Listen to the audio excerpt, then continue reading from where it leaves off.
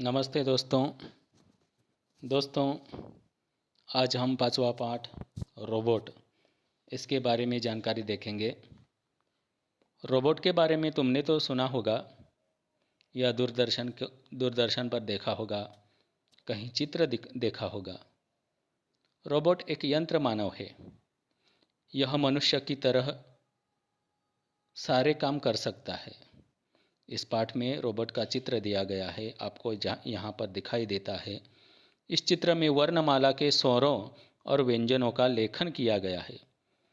दोस्तों आपको दिखाई देता होगा, यहाँ पर स्वर और व्यंजन इनका लेखन किया गया है। तो इसे अपने कॉपी में लिखना है और ये जो किताब में रोबोट दिखाई देता है, इसे ठीक से आपको बनाना है, इसका चित्र तैयार करना है।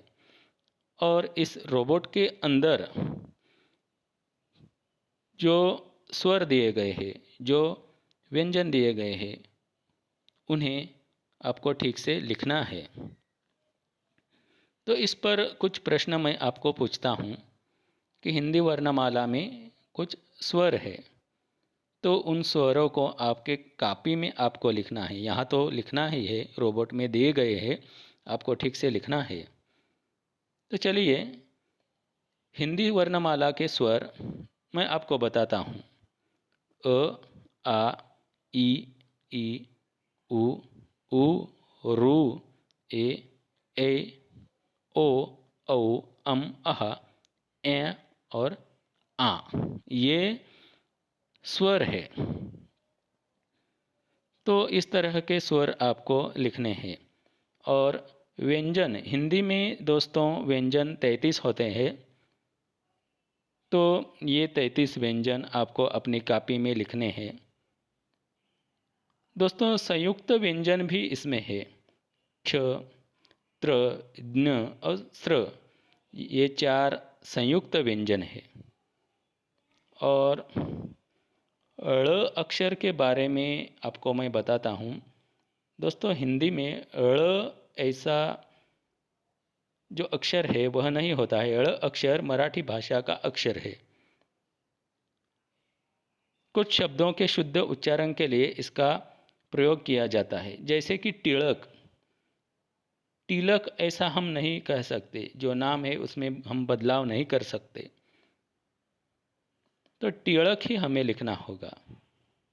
तमिल आदि इस तरह ये ळ अक्षर के बारे में जानकारी है। दोस्तों अनुनासिक स्वर किसे कहते हैं? तो अनुनासिक स्वर के बारे में मैं आपको इसी वीडियो के साथ बताने वाला हूँ। अनुनासिक स्वर जैसे कि देखो दोस्तों, चांद शब्द है।